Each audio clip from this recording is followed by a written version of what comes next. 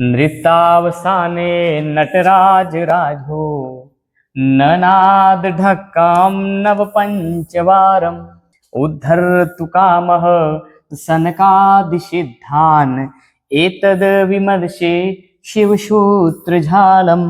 नमो नव विद्यार्थियों, संस्कृत के ऑनलाइन क्लासेज में मैं प्रकाश टेलर आप सभी विद्यार्थियों का हार्दिक स्वागत और अभिनंदन करता हूं। आज फिर से मैं आप सभी के सामने लेकर आया हूं जो बार बार प्रतियोगी परीक्षाओं के लिए संस्कृत विषय का बहुत ही महत्वपूर्ण और तुरुप का इक्का साबित हो चुका है। जी हाँ, आपने बिल्कुल सही सुना। आज मैं जो टॉपिक लेकर आया हूं वो है माहेश्वराणी सूत्राणी। नाम से स्पष्ट है, भगवान शिव के द्वारा ये प्राप्त है, इसलिए इनको हम माहेश्वराणी सूत्राणी के नाम से भी जानते हैं। आखिर इन माहेश्वराणी सूत्राणी की उत्पत्ति कहाँ हुई, किस प्रकार से हुई, उसको हम एक श्लोक के माध्यम से आज समझने का प्रयास करते हैं।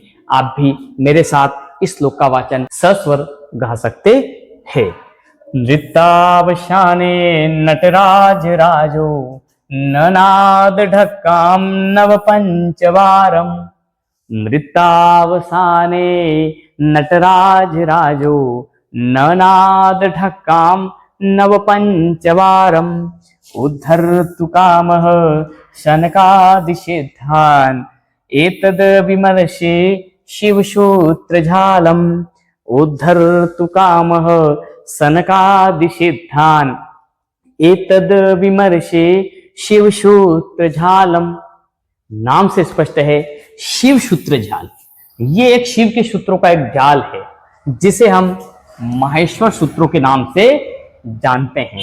आइए श्लोक के माध्यम से हम समझने का प्रयास करते हैं। चलिए, सबसे पहले क्या लिखा हुआ है इसमें?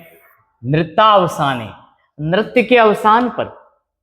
नृत्य भगवान शिव जी का प्रिय नृत्य कौन सा है? तांडव। क्या नाम है उसका? तांडव। भगवान शिव का प्रिय नृत्य। तो तांडव के अवसान पर, भगवान शिव के नृत्य के अवसान पर, खत्म हो जाने पर, समाप्त हो जाने पर नटराज राजो, भगवान नटराज अर्थात शिव ने ननाद बजाया। ननाद बजाया। क्या बजाया?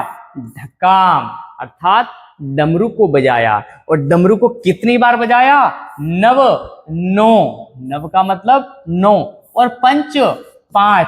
तो 9 और 5 कितना हुआ? 14 बार 14 बार बजाया।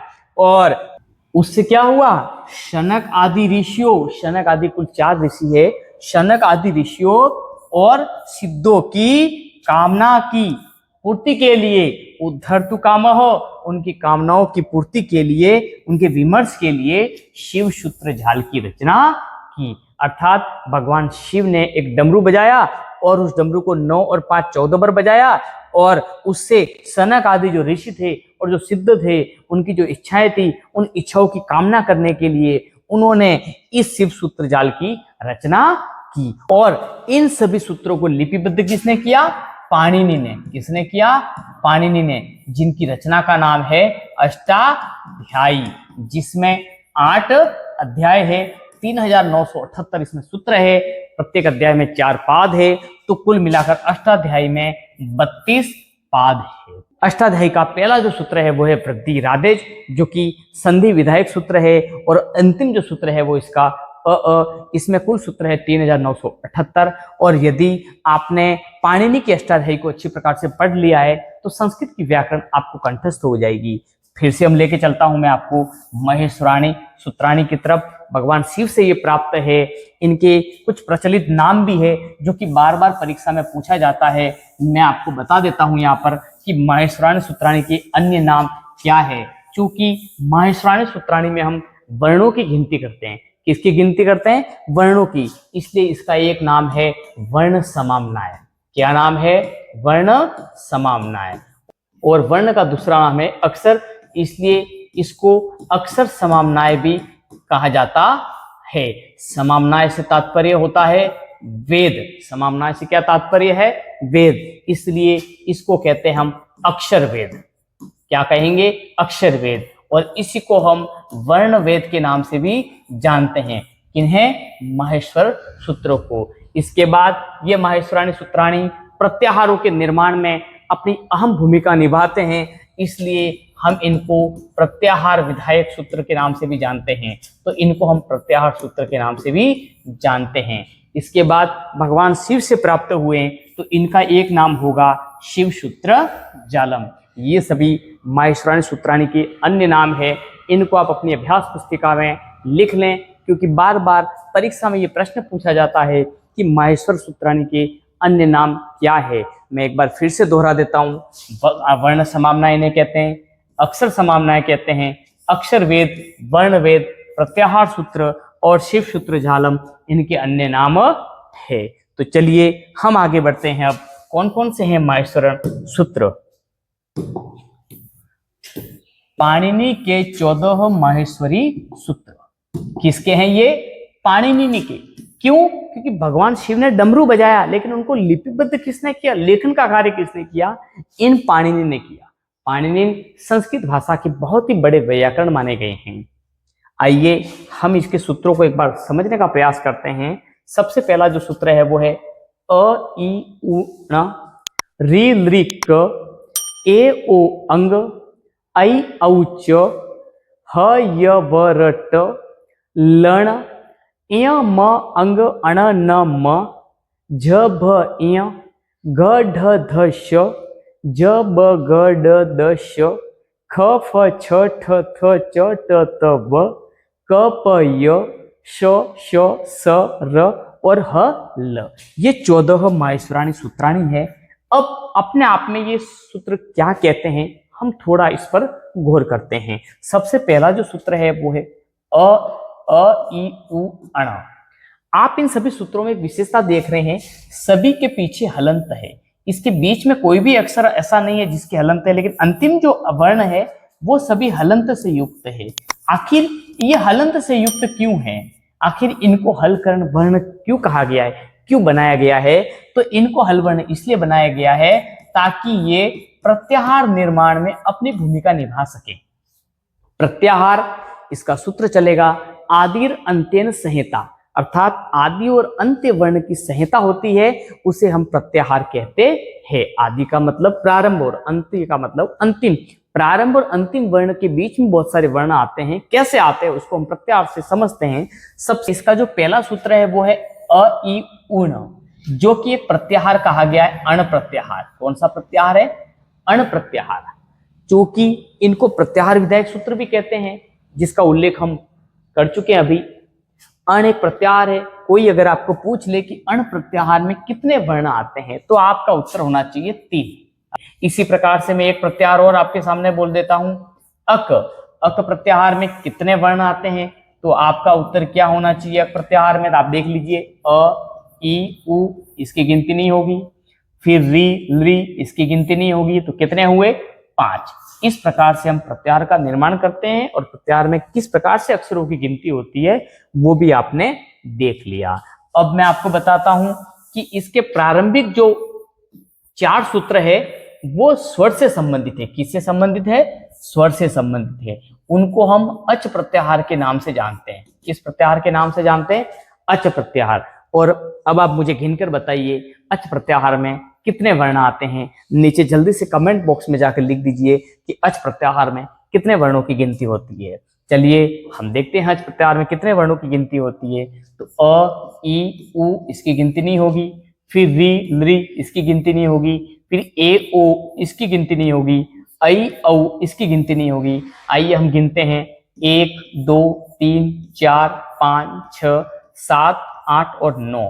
तो अच प्रत्याहार में कुल कितने अक्षर आते हैं? 9। और प्रश्न बार बार पूछा जाता है कि पाणिनि के अनुसार संस्कृत भाषा में स्वरों की संख्या कितनी है? तो आपका उत्तर होना चाहिए 9।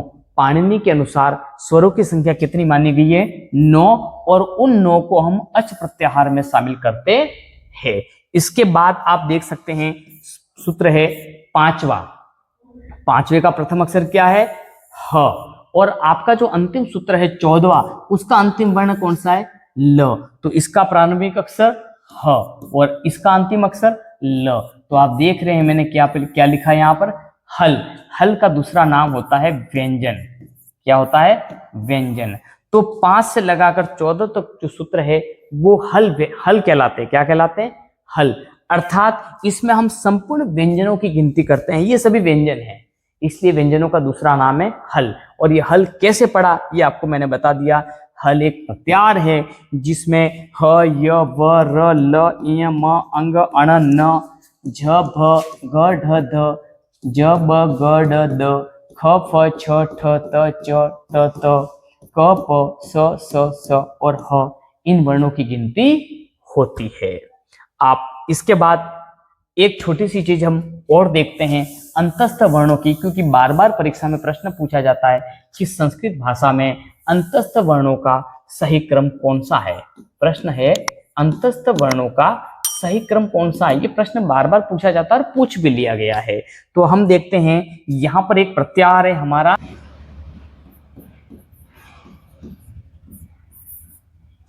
अब आप देख लीजिए, य से शुरू कीजिए और अण पर जाकर खत्म कर दीजिए। देख सकते हैं आप, य से शुरू करना है आपको, अण पे खत्म करना है। कितने अक्षर इसमें गिनते हैं हम? तो 1 2 3, त की गिनती नहीं होगी क्योंकि हल अंत्यम है। इसके बाद में ल, कितने अक्षर आए? 1 2 3 और 4। इनका सही क्रम क्या होगा? य, व, र और ल।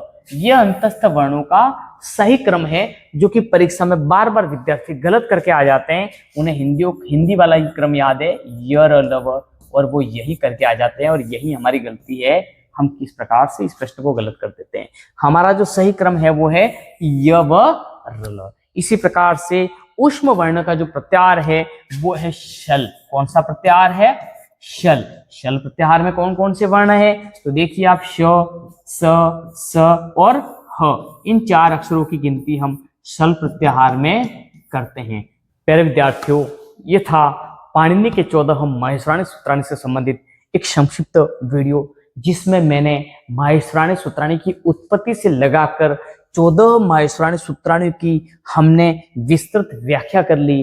प्रत्याहार क्या होता है, माहेश्वराणी सूत्राणी को अन्य किस नाम से पुकार सकते हैं, अच् में कितने वर्ण आते हैं, शल में कितने वर्ण आते हैं, आदि की हमने व्याख्या की। आगे आने वाला जो मेरा वीडियो होगा वो होगा प्रत्याहार से संबंधित। प्रत्याहार कितने होते हैं, प्रत्याहारों की गिनती विभिन्न प्रकार के व्याकरणों ने कितनी मानी है, इस पर मैं एक विस्तृत वीडियो बनाऊंगा। और मुझे पूरा विश्वास है पूरे YouTube पर आपको ऐसा वीडियो नहीं मिलेगा जिन्होंने प्रत्याहारों के ट्रिक्स के साथ में आपको उनकी गणना बताई हो। यदि आपको मेरा ये आज का जो वीडियो है वो अच्छा लगा हो तो आप मेरे इस वीडियो को लाइक, शेयर और सब्सक्राइब जरूर करें। साथ ही बेल वाले आइकन पर क्लिक करना नहीं भूलें, ताकि मेरे आने वाले वीडियो की नोटिफिकेशन आपको बहुत ही जल्दी मिले। प्यारे विद्यार्थियों, यदि प्रत्याहार से संबंधित या माहेश्वराणी सूत्राणी से संबंधित कोई भी प्रश्न आपके मन में उठा हो तो आप नीचे कमेंट बॉक्स में लिखकर मुझे जरूर बताएं। मेरा पहला उद्देश्य होगा आपके उस प्रश्न का समाधान करना। तब तक बने रहिए मेरे साथ, मेरे चैनल के साथ। जयतु संस्कृतम। धन्यवाद।